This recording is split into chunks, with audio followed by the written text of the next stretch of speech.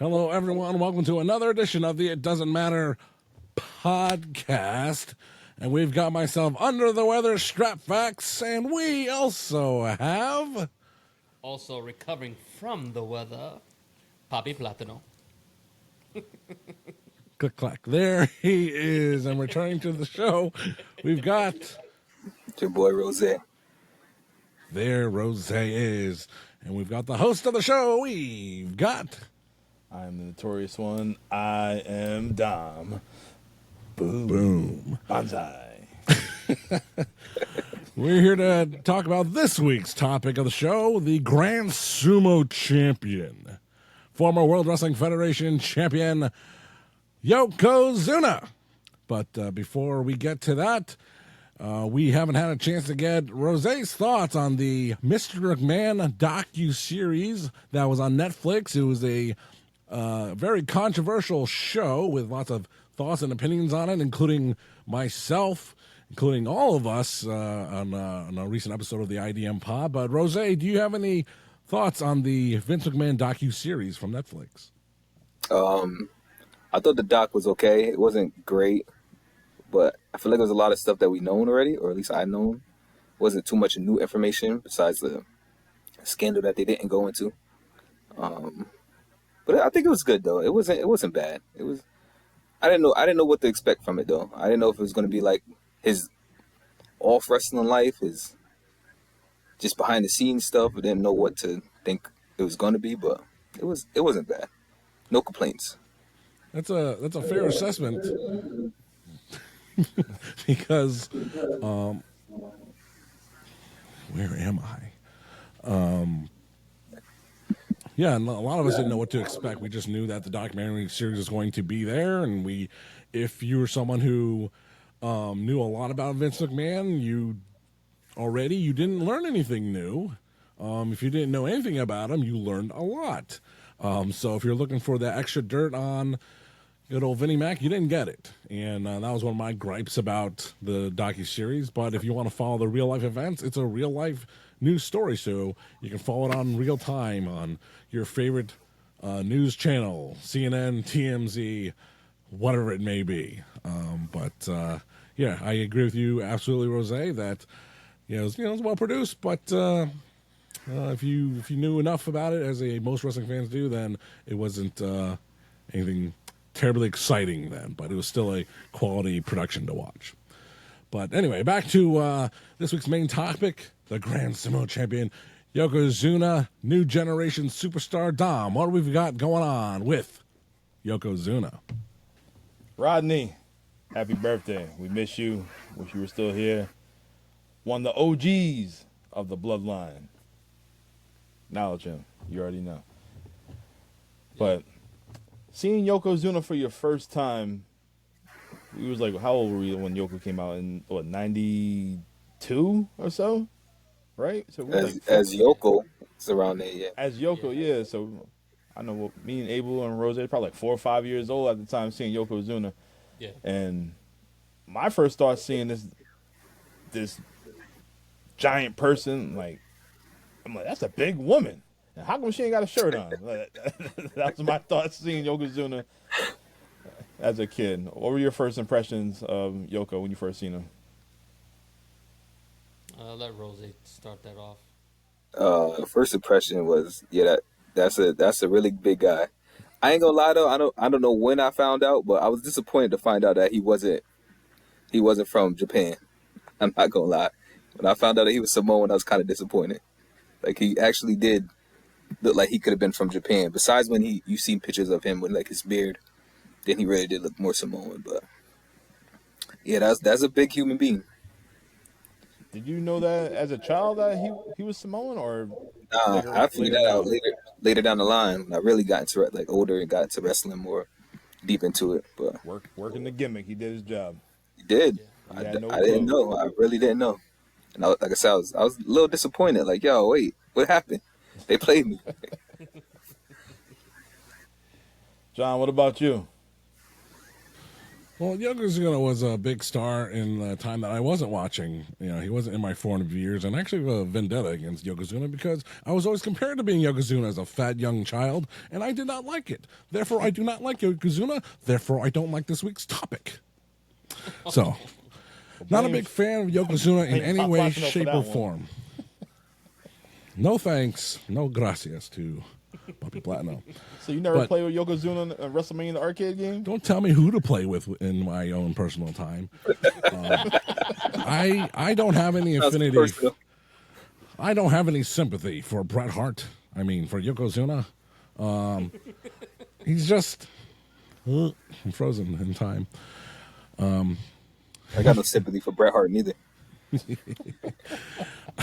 I wish I could. If I had the words printed out, you know, the monologue for the Bret Screwed Bret segment from Vince, I would love to perform it. It's wonderful, Mr. McMahon.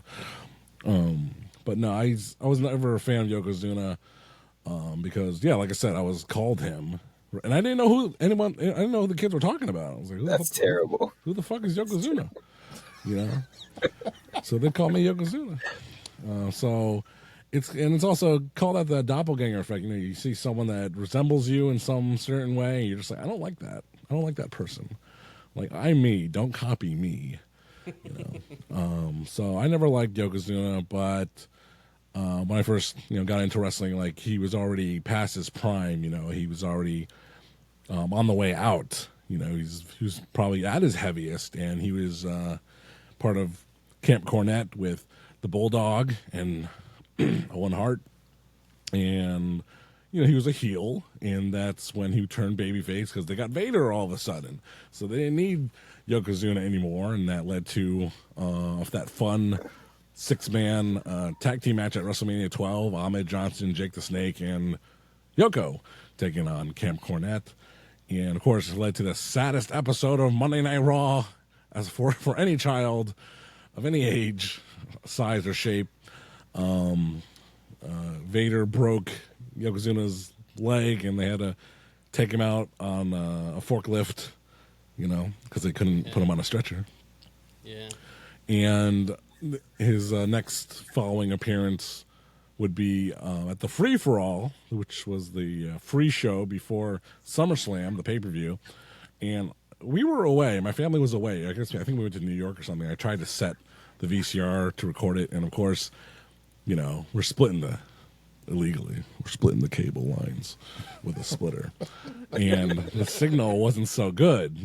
Especially you get to pay for the one TV in the living room, but it's split off to the one in the basement and the one in my room. And I would always try to watch Raw in my room, and like my sister lived downstairs, so sometimes the signal would go on. I'd be like. she jostle the thing and the signal would come back. It's like, and as a audiovisual technician nowadays, it is incredible how much janky technology existed. My parents, terrible at technology. How the hell did they get through this? How did they get from Vietnam to the United States of America? There was no Wi-Fi. There's no computer. How they got here somehow, yet they can't figure out their own passcode on their phone. I don't understand that. How did my mom figured out all sorts of things, and they just got things done. And so anyway, we split that signal, and I couldn't figure that out, but I could figure out how to program a VCR. And like I said, we were away, and I tried to record the Free For All because I was into wrestling, and I sopped up everything I could. And when I got home excitedly to watch back that free-for-all with Stone Cold Steve Austin, the King of the Ring, versus the behemoth Yokozuna, it was all staticky. Couldn't see a goddamn thing. And you can't, you can't find that match. And I think I just saw some terrible clip of it. It wasn't even the whole thing. It was like a partial, and some review of it was like Stone Cold was acting weird in the match, like he was like not like touching the ropes, and it's like that's none of that makes any sense. And I did watch parts of that, and he was doing exactly that. He was avoiding the ropes. The announcers made no mention of it. He was just oddly avoiding the ropes, because the finish of the match was Yokozuna getting on to do the turnbuckle to do the bonsai drop, and of course the top buckle breaks and he falls, and Stone Cold rolls him up and pins him 1-2-3, which was the planned finish. So Stone Cold, I don't know, he's like, if I run the ropes, I'm gonna ruin the gimmick, kid. So try finding that free for all match. It's, if you want to look at it in the scope of hyping it up, it's two WWF champions going at it before Stone Cold won the WWF title, try to find that match. And I think that was probably, I think that was his last appearance in the WWF, because then he went away and he had more health issues and problems. They didn't want to bring him back because he's getting too heavy, and I think he passed away in 2000, and that was it. That was it for Yokozuna, as far as my fandom of him goes. Looking back, as Dom, you're mentioning, would you pick him? Would you buy his action figure? Would you pick him in the video game? Sure, why not? I don't hate him anymore. I prefer to look like other Samoans, but no, looking at his legacy with hindsight eyes, he's the right guy at the right place at the right time, and he was a tremendous talent from his debut, like WWF does. They push their monsters right when they get there, and they have an incredible run for the first 2 years, and then they kind of settle into the mid card. They did this with Umaga, the Great Khali, and they do it with a lot of guys like that. And sometimes they can stick around for a while. Great Khali stuck around for a very long time. Umaga had run into issues as well. No, Yokozuna, without a doubt, very legendary WWF superstar. Dom. There you go. Wow, that was a great explanation, a long explanation. You just summed up the whole show right there. Basically. We'll come back to it if you want. I'm gonna change your name from Stratfax in my phone to Yoko. Dang. And I will never answer the phone again. You wouldn't know, because it's in my phone. Unless I need NyQuil. But Right, okay. So if you want to, we have everyone. So Abel, why did you choose this topic for the show? Why did you choose Mr. Yokozuna? Because it was his birthday?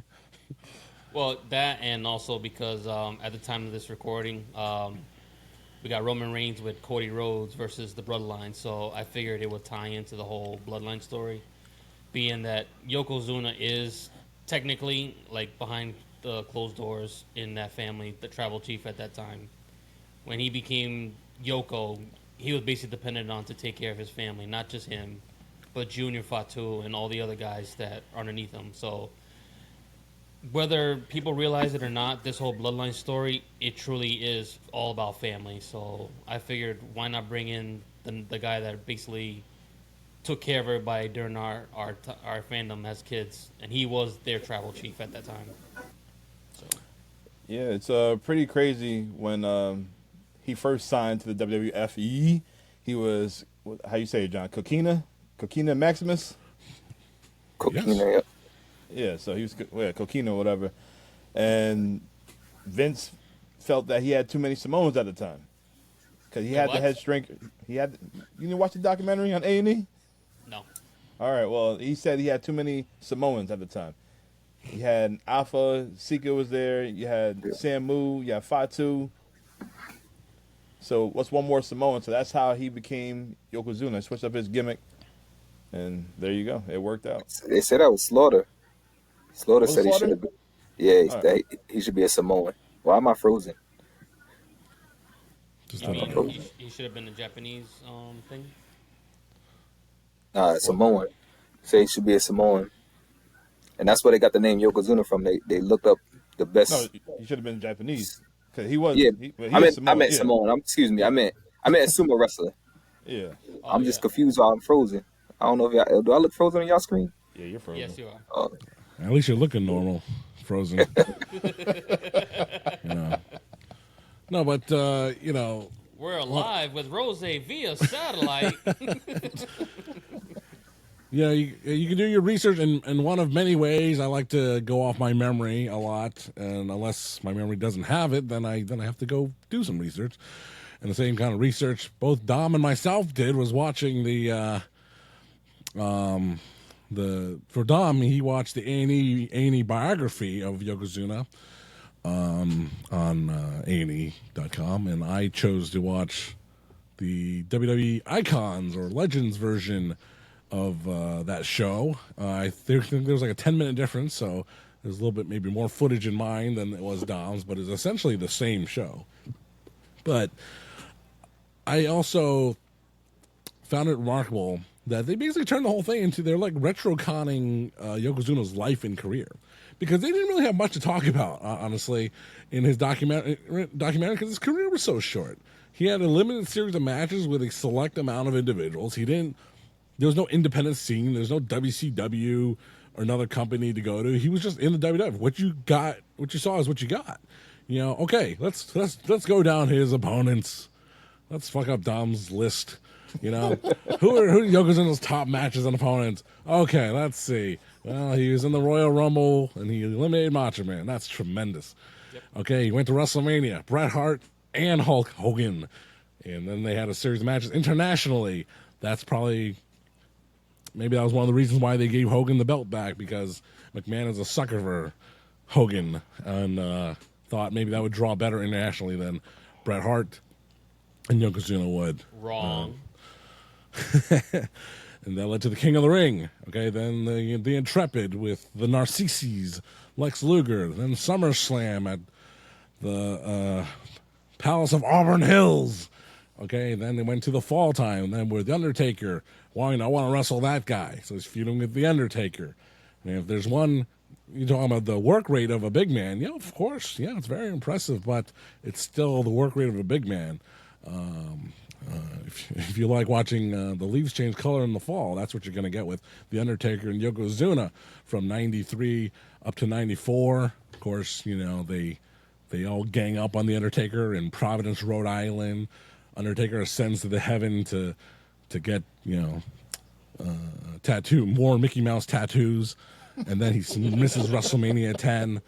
Okay, and then what happens? Liam Nielsen popped up. Naked Gun. The Naked Gun. And, okay, so Yokozuna loses he wrestles twice at WrestleMania to Luger and to Bret Hart. And just like Dom said, I forgot how the match ended. Yeah, that was a terrible finish. I fell. Which one? The Bret Hart, when Bret Hart won the title at WrestleMania 10. Fell off the turn. Yeah, that's dumb. Oh, my goodness. Just watched that on Wrestling That Made Us with Andrew B. Check it out. Yeah, wait, I don't understand why Macho Man went for a cover in the Royal Rumble. Anybody? Yeah, I don't understand that either. Like, well, can we say that was the 92 Rumble, right? 93. Yeah, it was a 93. That the first pay-per-view one, or because you know how they used to do that back in the day, like they'd have the televised versions, but it didn't count until the pay-per-view version. Because Hogan won 90 and 91. 92 was Flair, so 92 would be the real one. Let's go. Strat fact moment. Name all the Rumble winners. Let's go. Jesus, it's the one you always go to. Well, I think the first one was in 1989. Actually, wasn't 88. Who, Hacksaw or One Man Gang? Hacksaw. Hacksaw is 88, 89? 88, and then 89. I don't know who won that one. Was that One Man Gang? Did One Man Gang win one? I swear to God he won one. Let's skip that one and go back to the ones I knew. 90 and 91, Hogan. You could argue that the Macho Man never was in a Royal Rumble match, right? Maybe. Neither was Scott. Huh? Neither was Razor. Okay. No, but that would explain why Macho Man didn't know the rules. Oh my And he God. went for a cover? Yeah. That's the only thing that could explain why Macho Man went for a cover in the 93 Rumbles, that he didn't know how it worked, which is why they go over the rules all the damn time. Like, even the year before, he was feuding with, was it Jake the Snake? Like, he just ran in there, jumped over the top rope, eliminated himself. Macho Man don't give a crap. He don't care. And the '89 Rumble winner was Big John Studd. Big John Studd. Jesus, that's way past his time. All right, in '89 officially, Big John Studd. We're not going to continue that game. Look at the size of them ham hocks. Whoa. Get some pea soup. Roddy Piper. When he was on commentary, we seen Yokozuna. She tore her skirt off. That was Superstar Billy Graham on commentary. But where were we at? Oh, so WrestleMania. WrestleMania 10. Bret beat Yoko for the title. I don't know what happened to Yoko after that. I'm thinking of SummerSlam '94. I don't know what he was doing.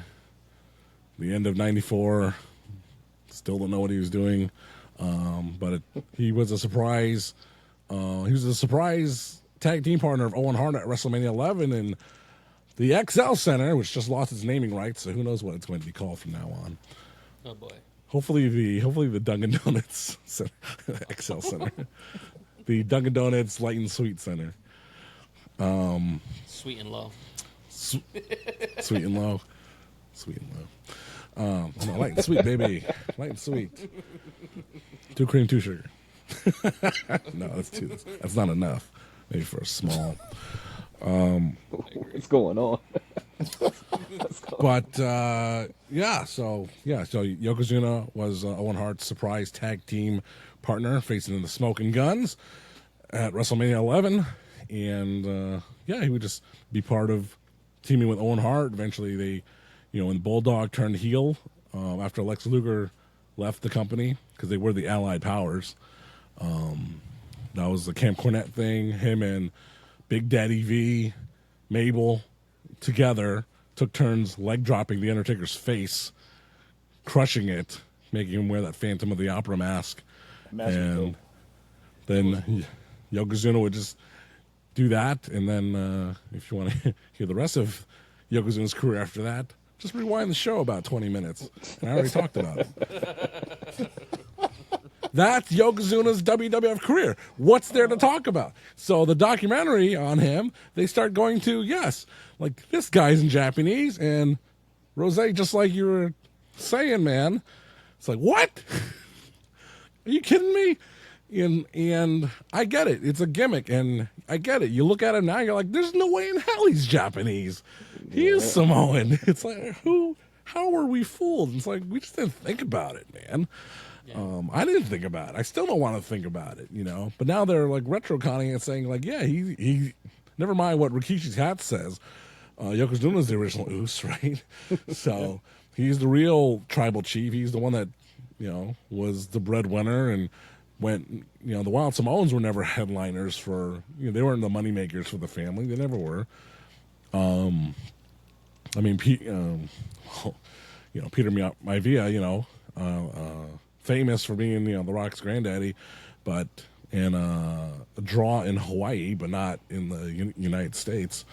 So Yokozuna was, the first WWF champion, the first world champion, gave the Samoans notoriety, gave them the ability to say, hey, a singles Samoan can be a world champion, can draw money, can make business for the World Wrestling Federation, can't for Vince McMahon. With that, go down the line in the back of Vince's head and say, "Hey, look at this Dwayne Johnson guy. He's Samoan. He can be a world title contender someday."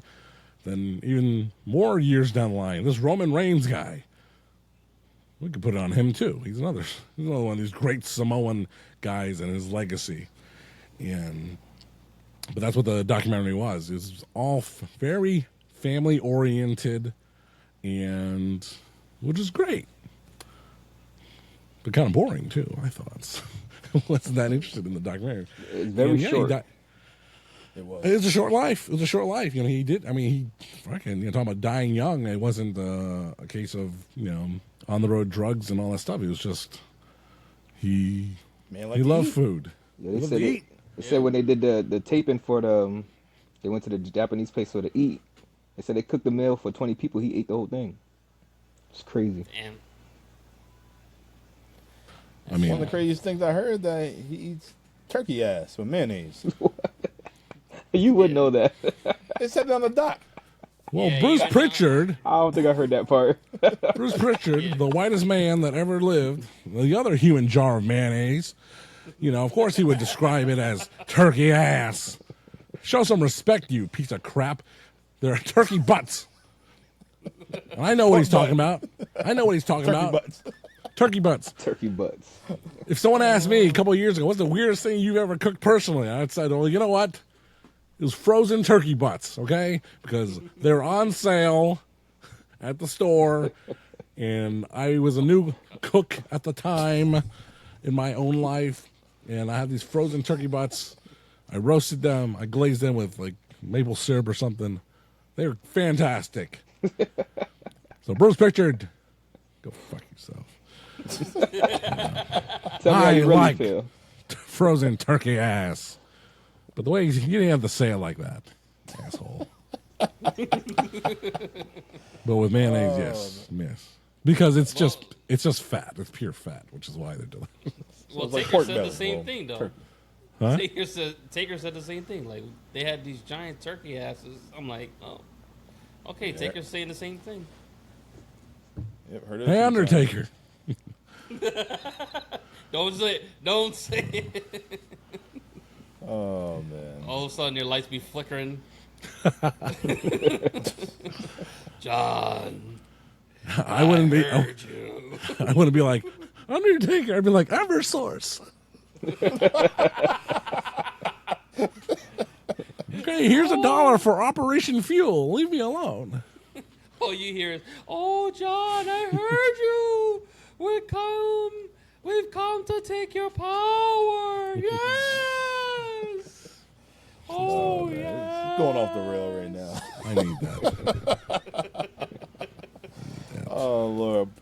Rose, what's your favorite memory of Yoko, man? You have a favorite match or a moment of his? No, not really, to be honest. I am a fan of Yokozuna, but after like rewatching some of this stuff, it's like his first couple matches was all wins by fluke. Like he beat Bret Hart by getting the rice thrown in his face.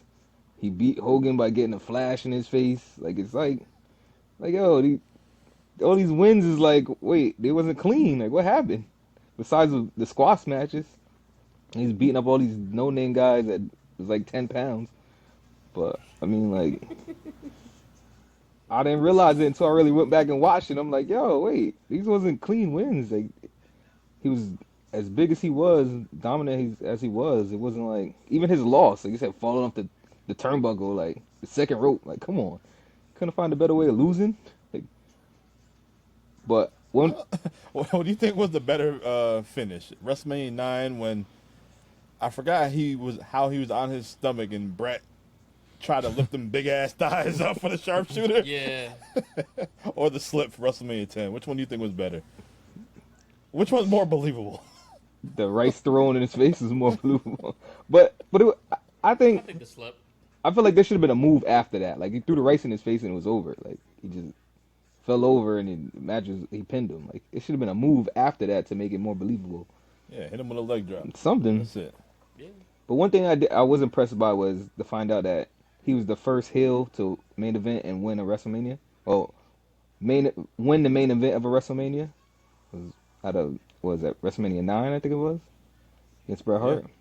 So the 8 other WrestleManias, no heel main event at one. Sounds crazy. They main evented him, but they never won him. None won the championship. That's what you mean. No, won the main event as a heel. Oh, won the main. Oh, okay. Yeah. No. That's just like thinking about it now. That just sounds crazy. Like of the years of going through wrestling now, and just watching it, it seems crazy to think that was the first heel to win a main event WrestleMania match. Well, you Well, gotta at that think time, about Hogan it. must pose. Yeah, WWF True. was a babyface territory, so they were not gonna let the heels really run roughshod for a while. I If they mean, did, it'd be for very temporarily. Hogan did pose at that Mania, so Yeah. I mean the heel did win, but he didn't celebrate. They would save that honor for the game Triple H at WrestleMania 2000. That's very true. So Strap. So I know you started in '95, but in '93 when he won the title from Hogan, I know you rewatched it. Like, what were your thoughts at the time? Of the whole from How Mania he to won King it. of the Ring. Yeah, how you won it. I mean, it still doesn't make, like at the local video mart, the only wrestling tapes available to rent that I did over and over again was WrestleMania 5, 6, 7, 8, and 9. So my wrestling viewership just ended there at this wonderful WrestleMania in Las Vegas. And when I was in Las Vegas, I did go to Caesar's Palace to find out, like, where was it? Like, I'm at Caesar's Palace. I'm like, where was WrestleMania 9? Maybe they moved Caesar's Palace. I don't know, But I figured, I looked it up and I was like, they said it was like it is where the ring was. It's like now where the valet fountain thing is. I'm like, okay. So I walk over to like a valet area. I'm like, here's a fountain. I'm like, all right. Someone give me some salt. They just turned an empty parking lot into a WrestleMania. That's what they did. But I thought the finish was silly. Bret Hart walking in the champion and losing in the weird fashion, and I still got salt on my Hulk. Go ahead. Hogan's like, I hate little like blemishes that don't. They don't make a big difference in the grand scheme of things, but Hogan having a black eye for some reason, it's like, that's not picturesque. That's not cool. Stone Cold at WrestleMania 15 walking out with a T-shirt. Man, it's just a T-shirt and a vest, but it's like, He forgot his vest. What the hell? He couldn't send some J-Bron to Wilson's Leather at the mall in Anaheim somewhere, It don't fit, kid. Oh, well, you gonna wear that or a T-shirt? Fuck it, wear the T-shirt. And... yeah, like it was a rare thing to get these pay-per-views. Man, people are so lucky nowadays. We can just say, hey, think of a match. Just, put down your credit card once, you get a free trial, whatever, however it works. Get it on Peacock and you can have it. Man, it was hard to get a copy of King of the Ring 1993, man. And I remember that show. I was like, man, this show's boring as fuck when I was a kid.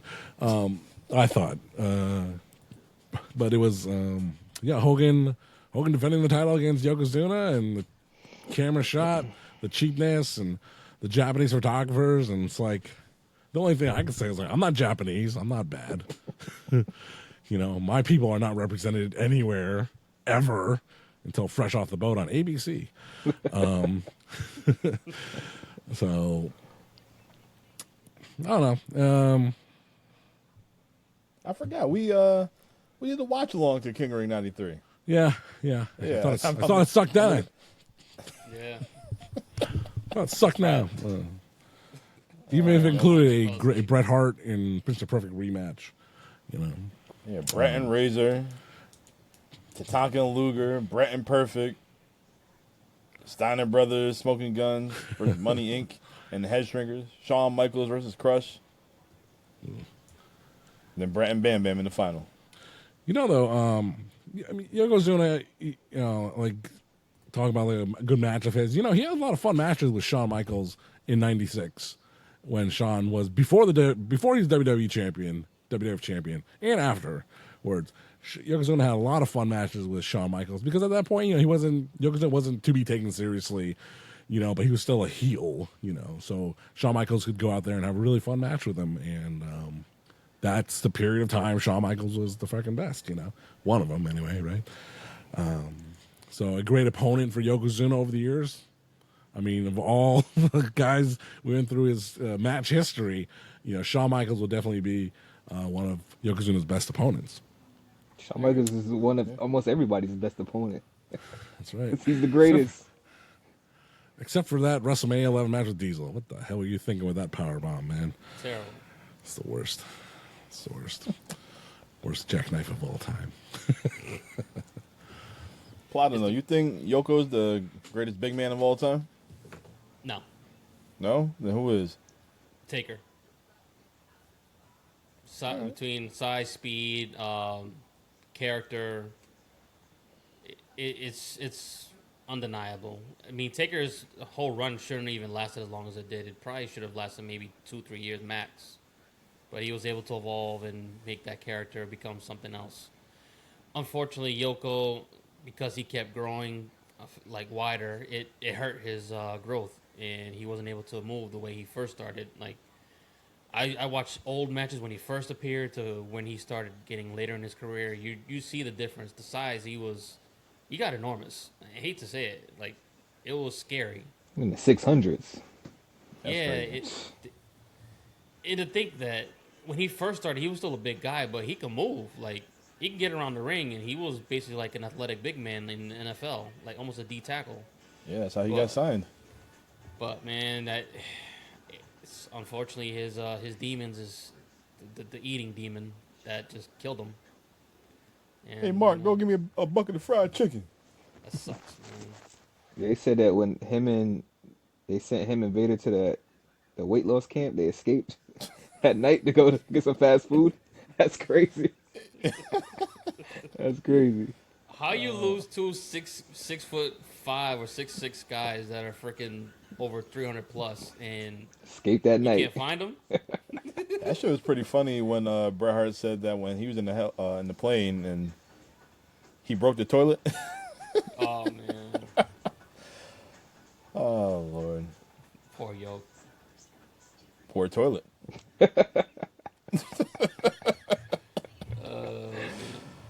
Oh my goodness. But what do you guys think that his legacy is going to be? I think his legacy is pretty much going to be like the Manias 9 and 10. He has such a short run. It was so impactful, but I think his real legacy is really his family. I think that's the biggest legacy Yoko's going to leave behind. You got Roman, who's still doing his thing. The Usos, Rikishi down the road that happened later on for him. You got Jacob right now. We also had freaking Eki, freaking Umaga, who was probably a better version of what Yoko could have been. I mean, you have that. You basically have those guys that are stepping up. Oh, and Solo stepping up and keeping the family legacy going. And regardless of how big you've gotten, it shows that if you have faith in us, we're actually going to show out and produce for the company. John, what do you think? Yokozuna, he was part of that WWF New Generation, who's definitely one of those memorable characters, gimmicks in WWF history. He did and was able to make a great, huge impact for the company at a time when they could use a little distraction from changing the generational change from the golden era to the new generation. Because that was around the time of that the steroid trial. So you're going away from the Hogan Warriors, Sid Viciouses, and you're transitioning to Bret Hart, Ric Flair, that body type. But also, hey, let's throw in someone who's neither a skinny guy nor a muscled out guy. Let's transition to a big fat guy. And Yokozuna was the perfect guy for that. So he just blended. For as big as he was, he blended in really well at the right time for the World Wrestling Federation, and he played his role correctly. And maybe they're trying to allude to it. They didn't really talk about it, but how it hurts. Like Bret Hart mentioned, it hurts losing the title. He lost it 5 times, but for Yokozuna, he's a 2-time champion. So. Each time he lost it, by the time he lost it at WrestleMania 10, he never got it. He never went back to it, and that's probably what led to a certain kind of sadness and depression for him, and that's what did it. I mean, he spiraled out of control after that. Could you say that's the only reasons? Like, no, I would not say that. Contributing factor, sure. I'm sure Yokozuna's issues with overeating was going to happen no matter what. But, it doesn't help when it's like, hey, I was a top star, and now I'm getting replaced by, a Tatanka turning heel or something like that. The focus is not going to be on me anymore. but they loved me for 2 years. You know, because he was pushed from the very beginning. Like he was just got out of wrestling school, right, as Kakina Maximus, and there he is, main eventing WrestleMania at 27 or whatever it was. You know, and they're like, oh, he's got that pressure on his shoulders, you know, and he wasn't able to express at that time to anyone what he was feeling. But he's just a young superstar with a lot on his shoulders, you know. So who knows what he was going through, but you know, he carried it through with grace, with a smile. And, you know, he never was one of those guys that had a reputation for, you know, being a prick or an asshole. So good for him. And so that's his wrestling legacy, his personal legacy to the rest of his bloodline.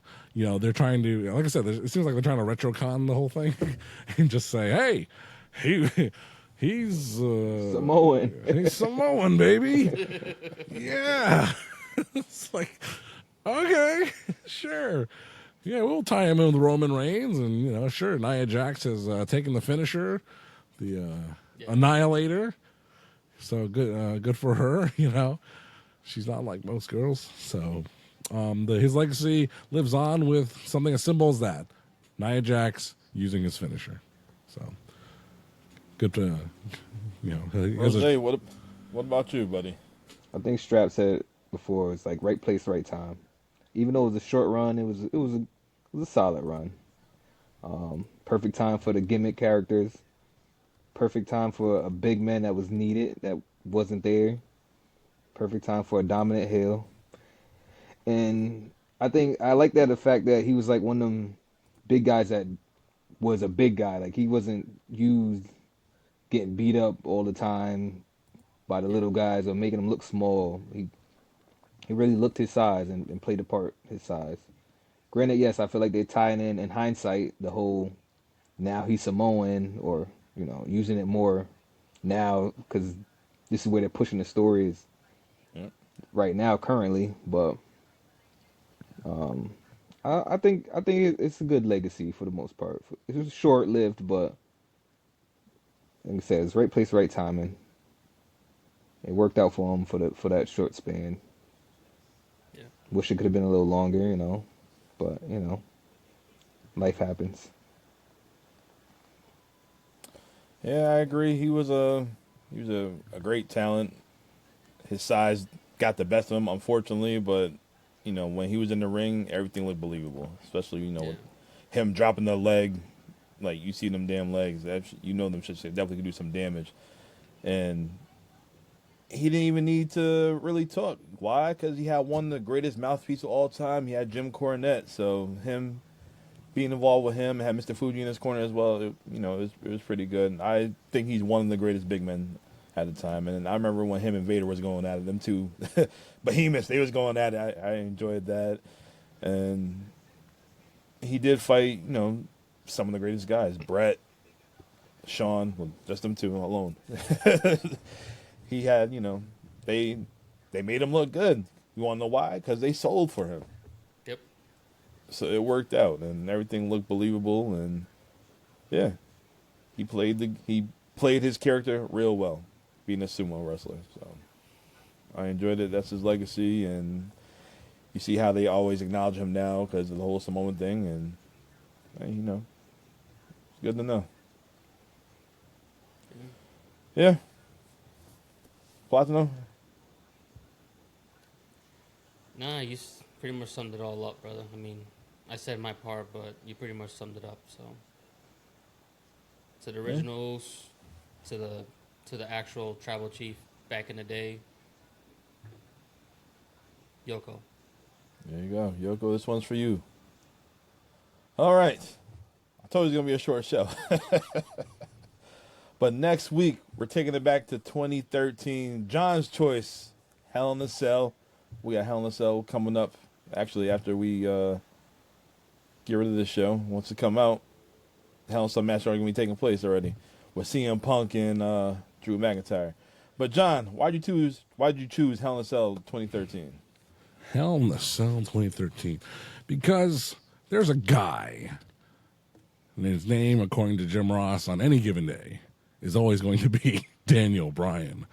And, you know, 2014 WrestleMania 30 was a very controversial mania because that's the year that's the WrestleMania that CM Punk stepped out on. Yep. In so many words. And that was the WrestleMania. That was Yeselmania, and that was Daniel Bryan's triumphant WrestleMania. And I mean, I never even say it, but because I don't say I have my favorite wrestlers of all time, my number one this or number one that, but it's hard to argue with the proof that Daniel Bryan is probably my favorite wrestler of all time. After Chris Benoit died and had his own little issues. Bryan Danielson, great number 2, but now number 1. But yeah, so I've always been a Bryan Danielson fan. Followed his career from the Ring of Honor days up until now. And that in his story at WrestleMania 30, I mean, now the number 2 best WrestleMania moment for me. Kofi Mania number 1. That came later, but also featured Daniel Bryan. But anyway, leading up to that, Bryan wasn't even a consideration to be a part of that WrestleMania.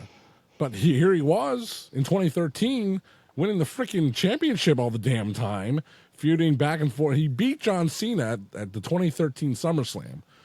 Okay, beat John Cena, clean.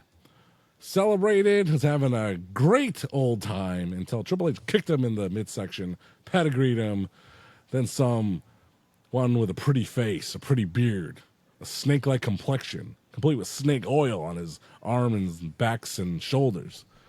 The legend killer, Randy Orton, sneaking in there after having won Money in the Bank, cashing in on Daniel Bryan after all that, and he became the WWE Champion. Daniel Bryan beating John Cena for the WWE title for only less than 20 minutes. What the hell? And that's when the title gets convoluted here. Okay, but given a choice of shows, I remember Hell in the Cell 2013. It was Randy Orton and Daniel Bryan in the Hell in the Cell for the championship. One of them beats the other one, I think. I don't know. I guess we'll find out when we review this show. And I believe that Shawn Michaels was the special guest referee in this match. I could be wrong on that, but you're absolutely right. He is. So, right. Yeah, that. Daniel Bryan's original wrestling trainer, Shawn Michaels. Who turned on Daniel Bryan at SummerSlam? Shawn Michaels' best friend, Triple H. What a dynamic here we got, And do you remember this whole card? No, just the part I'm talking about. I'm looking at it right now, and it's gonna be a doozy. You can go down it if you want. I know our truth was on the cover, right? Yeah, R-Truth's on the cover. Oof, that doesn't give anything away. All right, so your opening match is a triple threat tag match for the tag team championship. You have Cody Rhodes and Goldust taking on Jimmy and Jay, the Usos, taking on the Shield, which is Seth Rollins and Roman Reigns, to kick off the show. Wow. That'll put butts in seats. Your next match is the mixed tag team match. Fandango and Summer Rae taking on the Great Khali and Natalya. What? It's a great start. Oh, Lord. Aye. After this, we have a snack. singles match for the United States Championship. We have Big E Langston taking on Dean Ambrose. Might be interesting. And then we have a handicap Hell in a Cell match. We have CM Punk taking on Ryback and Paul Heyman. Oh, Jesus. We have a tag match. Los Matadors, Diego and Fernando with El Torito taking on the Real Americans of Jack Swagger and Antonio Cesaro with Zeb Coulter. Cesaro is a real American. You remember that? I remember that. Sounds like a great card. Your World Heavyweight Championship, you have John Cena taking on Alberto Del Rio. Oh, we're not done yet. For your women's match, we have AJ Lee taking on Brie Bella for the Divas Championship. Interesting. And then your main event, your Hell in a Cell match for the vacant WWE Championship, you have Randy Orton taking on Daniel Bryan and Shawn Michaels as the special guest referee. Just skip to the end. Just skip. I'm curious about the beginning now. It went from a great card to just skip to the fucking end. Oh, Lord. That is next week. Looking forward to it. Yep. It's a good pick, John. It's a good pick. Thanks. Great pick. Might be a sleeper in there. Well, no gonna stinkers say- in there. Kali and Natalia. I'm not gonna say when I'm sleeping, but there'll be a sleeper in there. Oh, man. Fabulous. All right, Abel, close us out. All right, we're done. Good night. Bonsai. Folks, don't That's all I forget got. to check us out at the live It Doesn't Matter podcast at the Horsepower Cigar Lounge in mere days away. Wednesday night, October 9th, Montville, Connecticut. What time? 6 o'clock? Come down there, 6 p.m. Bring your own beer, bring your own food, bring your own snacks, but get your cigars at the Horsepower Cigar Lounge. And if you bring a McDouble or a McChicken for one of your friends on the It Doesn't Matter podcast, we will happily enjoy it. Thanks to you.